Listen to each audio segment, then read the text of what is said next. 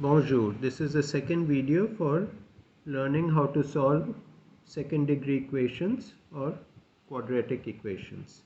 So, at the end of the first video, I had asked you to reduce these three expressions, these three equations into the form of ax squared plus bx plus c is equal to 0.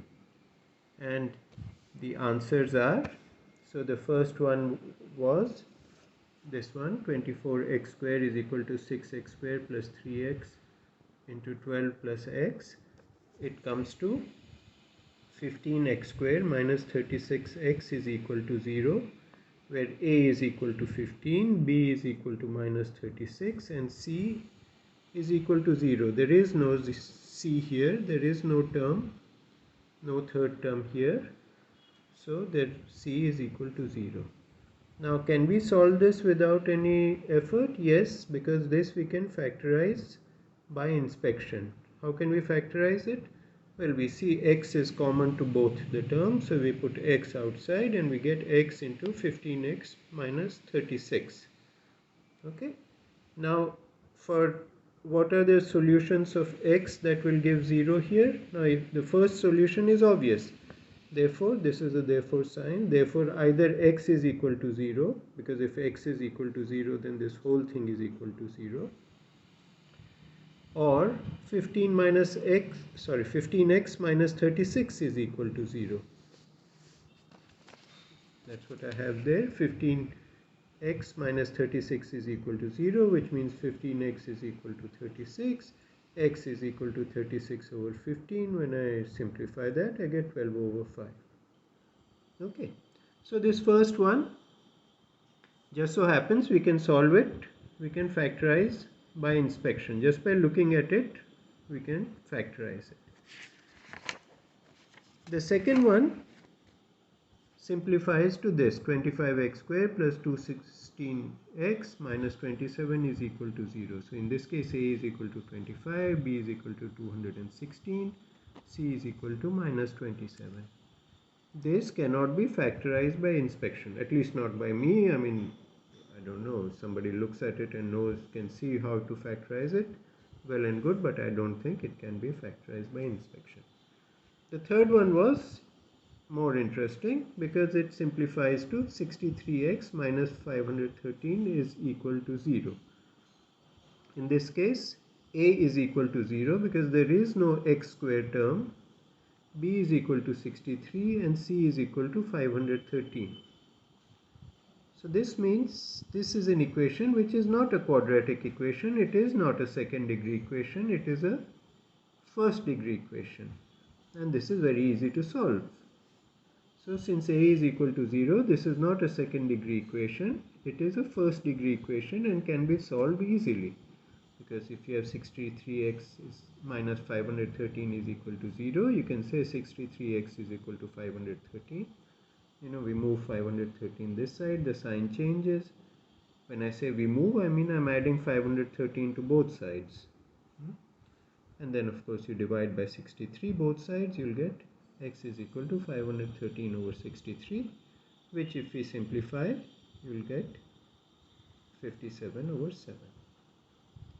So now this particular equation here, 63x minus 513 is equal to 0, is essentially all first degree equations can be written in this form, bx plus c is equal to 0. This is the same form as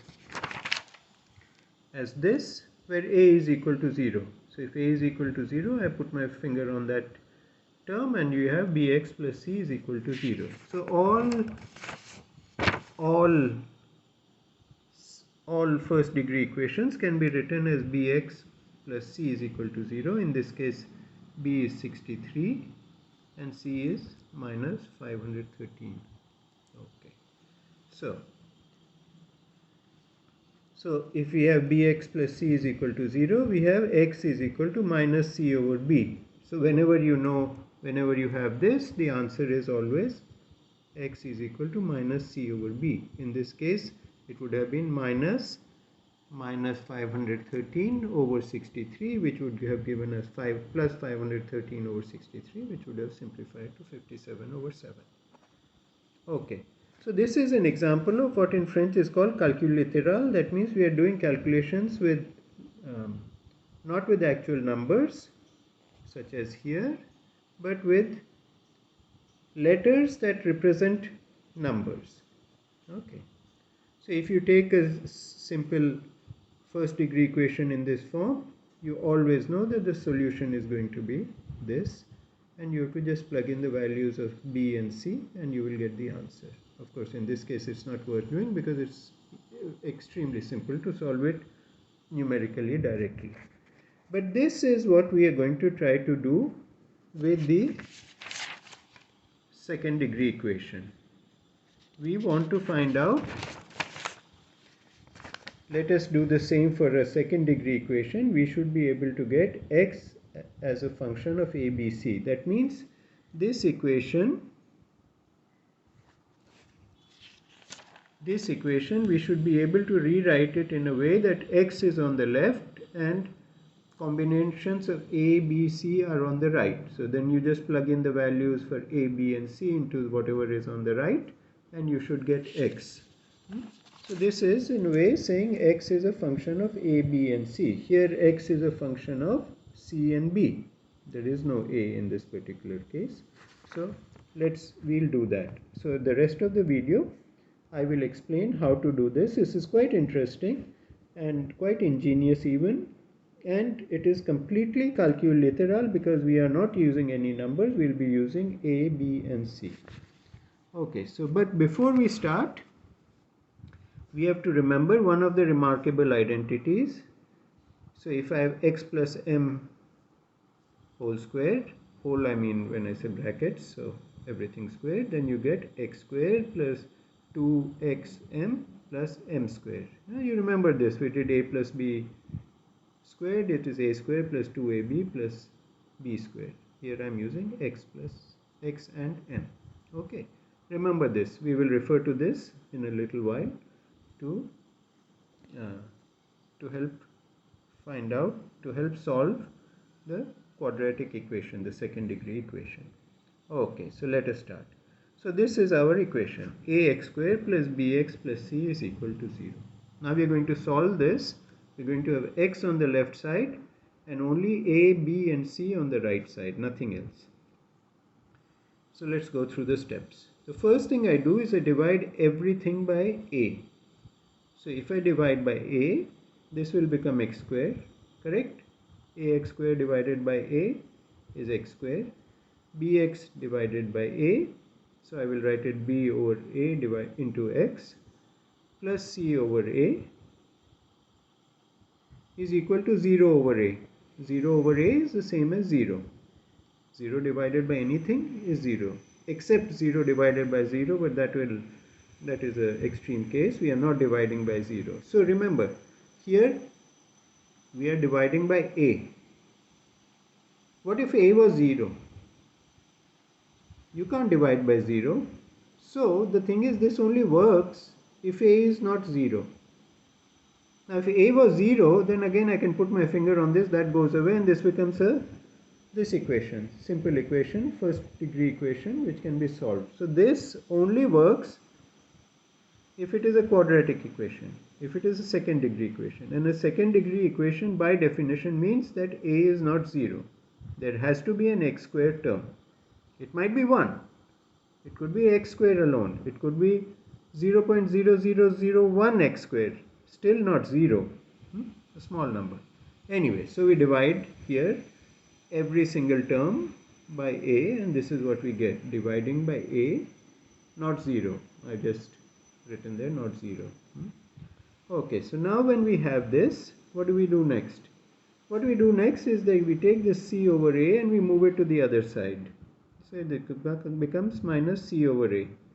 Basically we are subtracting c over a from both sides, and this side it cancels out and this side it comes. So now we have x squared plus b over a into x is equal to minus c over a. Remember, our aim is to get just x here and move a, b, c on the right. So now what I do is I divide b over a, I divide it by 2. This term I divided by 2. So I make it b over 2a, and x I move from there to the front. So if I divide it by 2, I have to also multiply it by 2 to keep the term the same. So I write 2 into x into b divided by 2a. You can see that this whole term is the same as this term. I multiplied the numerator by 2. I have divided the I have multiplied the denominator by 2. So if I multiply the numerator and denominator by the same number, I don't change the fraction at all. So here the fraction was bx over a. Now it is 2xb over 2a. Same thing. Correct? These two terms don't change because I am dividing this term by 2 and multiplying this term by 2. Okay, now comes the tricky bit, the ingenious bit. So now what we do is what you see here. You have x squared plus 2x over into b over 2a. And you look here, you have x squared plus 2x, and your m is replaced by b over 2a here. And then you have m squared there. So what we will do, this is our m, so to speak. We will add one term here which is m squared. So what is the m square? If this is m, the m square is b over 2a squared. So I am adding b over 2a squared, the whole thing squared, on both sides. You know, in an equality, you can add the same number to both sides and the equality will still remain. And an equation is a special type of equality with one or more unknowns. That's all. So I've got here x squared plus 2x into b over a plus b divided by 2a squared is equal to minus c over a, which was always there, and then this term, because I added to the left side, I am also adding it to the right side. This step is known as completing the square, because now this whole thing can be written in this form, because now this is an identité remarquable, remarkable identity. So what is this? This is x plus m whole square. So this I can write as x plus b over 2a whole square. This whole thing squared is equal to this. And just to get to this, I added that one term. If you think I'm going too fast, you can go back, you can pause, you can rewind a little, play again, and of course you can always watch at a slower speed. Okay, the right side nothing has changed because this left side is equal to this, and we have just written it like this. Now what do we do here? So now we leave the left side for the time being and we work on the right side. The right side, this whole thing squared is actually b squared over 4a squared, because something over something squared is equal to something squared divided by the other thing squared. So I'm squaring the b, that becomes b squared. I'm squaring 2a, that becomes 4a squared. So again I'm only working on this side, I'm leaving that side. So let's take another step. This I'm just copying here, and here I take a common denominator. So to get a common denominator here, I have to multiply it by 4a. If I multiply it by 4a, then I will get a common denominator 4a square. But if I multiply the bottom by 4a, I have to multiply the top by 4a. So I'll get minus 4ac plus b square divided by 4a square. Okay, so far so good? Yes. So the next step is I take the square root of both sides, taking square root on both sides. So what happens here?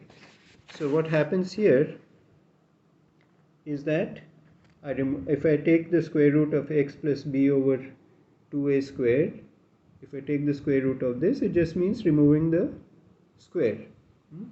Square root of a square or square root of z square is z. So I get x plus b over 2a. And this side also, I have to take square root on both sides. So this side, if I take a square root, I have to take a square root of the whole thing, top and bottom, of the whole expression here. Then what I do is I move this b over 2a to the other side. So I get x is equal to root of b square minus 4ac. How do I get b square minus 4ac? Well, actually I put b square in front and minus 4ac after because I didn't want to start with minus 4ac. So b square minus 4ac. And I took the square root of the top. I moved the square root sign. I changed it to square root of the top or square root of the bottom. This is, we learned this when we did powers of fractions, that you can, if you have this, it's same as square root of the top divided by the square root of the bottom. So now we take square root of 4a square, and here we have minus b over 2a, which we brought from there. So already now you see we only have x on the left and we have only b, a, b, c on the right. We have actually solved it, but what we'll do is we will simplify this a little bit. And I'm running out of page. I don't want to turn the page. That's why I write this to the left. So x is equal to b square minus 4ac, that is b square minus 4ac, root of all that, divided by root of 4a square. But we already know root of 4a square is 2a minus b over 2a, minus b over 2a. And here you can see the denominator is common already. We don't have to make a common denominator, don't have to do PPSM. So we say we keep that as 2a. I move the minus b in front of the square root sign and I get minus b plus minus b square minus 4ac over 2a. Think about it. If you have problems, ask me, but we can go from here to here. And I have marked this in a red rectangle to indicate that this is the solution of this equation. So if you have an equation like this, where a is equal to this, b is equal to this, and c is equal to this, you take those values of a, b, and c and you plug them here, and you will get the solution to this equation. Amazing, huh? I think so. So now you might, what I would suggest is you copy all this down by yourself on a bit of paper, and then you reread it and you understand it. Now you might be asking, what is this plus minus doing here? So you see, b square minus 4ac will give you a number. When you take a square root of that number, it could be positive or it could be negative. Suppose b square minus 4ac ends up as 100. So then the square root of 100 can be either plus 10 or it can be minus 10. So if you take plus 10, you will get one answer. If you take minus 10, you will get another answer. So x in this way will give you two answers. And we have seen that. In the last video we had done this. I'd taken this and I'd found out that we had found out two answers. X is equal to 3 and x is equal to minus 5 over 2. So this is the way a quadratic equation usually has two solutions. And then we had done the verification. We had tried it with x is equal to 3 and then we tried it with x is equal to minus 5 over 2. So this is the final solution to this equation. If you are given values of a, b and c, you can plug them in here. You can do this calculation once with a positive root, once with a negative root, and you will get two values of x. Okay, let's take an example. We'll take that same example I just showed you.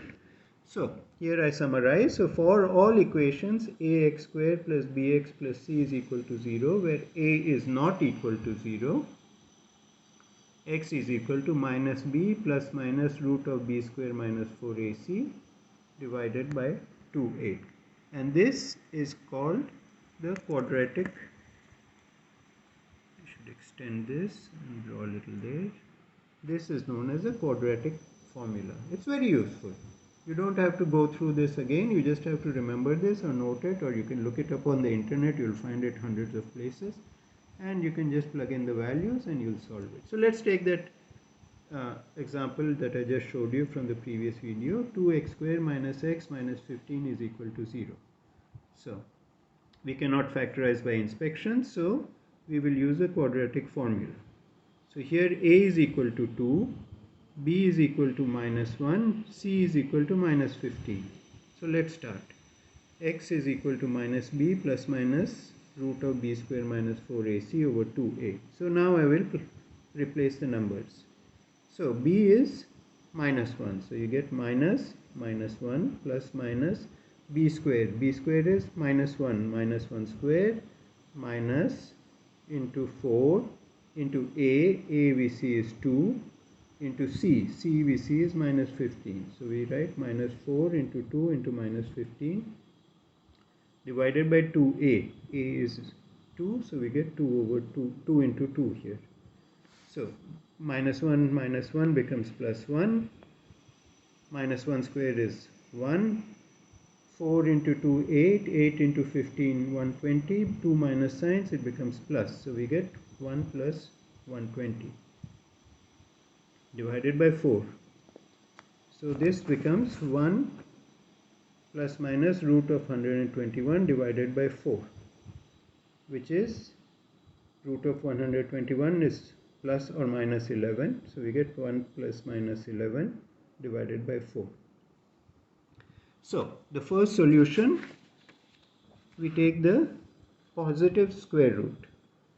So we say it will be 1 plus 11 divided by 4, that is 12 divided by 4, which gives us 3. Okay, so this is the same answer when we had plugged it in here somewhere. Yeah, we are done verifying x is equal to 3. When we plug it into the 2x squared minus x minus 15, we get 2 into 3 squared minus 3 minus 15. This is 9 into 2, 18 minus 3 minus 15. We get 0, which is what we have on the right side. So we can confirm that x equal to 3 is actually a solution to this equation. Similarly, now we do the other thing. We take this negative square root. So second solution, here we took x is 1 plus 11. Here we have to take x minus 11 over 4. We get minus 10 over 4, which is equal to, when we simplify, we get minus 5 over 2. And similarly, I've actually copied it out here. When you plug it in, 2x squared minus x minus 15, x is minus 5 over 2, minus 5 over 2, minus 15, minus 5 over 2, minus 5 into minus 5 is plus 25, 2 into 2 is 4, this minus gives you plus 5 over 2, minus 15, you get here 2 and 4, you can simplify, you get 2 in denominator, you get 25 over 2 plus 5 over 2 is equal minus 15. 25 over 2 plus 5 over 2 is equal to 30 over 2 minus 15. 30 over 2 is equal to 15. 15 minus 15 is equal to 0. So you have used this quadratic formula to find out these two answers to this equation.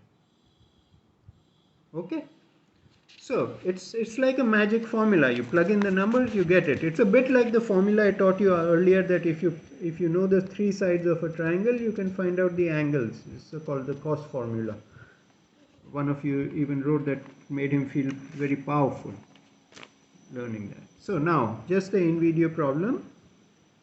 Solve for x. So we have 24x squared plus 46x plus 21 is equal to 0. Find out the values of x that satisfy this equation. Then do a verification just like we have done here. When you find the two values, then do a verification to make sure that both values are correct. That is, both of them, if you verify the equation, if you put in the values of x here, you should get 0. When you put the other value of x here, you should also get 0. Okay, if you like this whole page of how I have solved it, copy it down, reread it, understand it.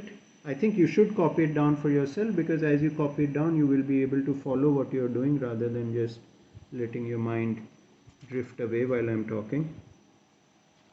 and this is to show that you have actually watched the video. I will stop here, and then I will give you afterwards a few more of these things to solve. We will look at a few more. There are a few special cases, and there will be sometimes you'll find that there is no value of x that satisfies the equation. The equation is unsolvable. We will look at a few examples of that. Essentially what I mean there is this number inside the square root will be negative. If 4ac is greater than b square, then you will get a negative number here, and you cannot have a square root of a negative number, so therefore you will not get a value of x that satisfies that equation. Okay, so I stop here. Send me this just this one in video problem, and this is the last video for this particular topic.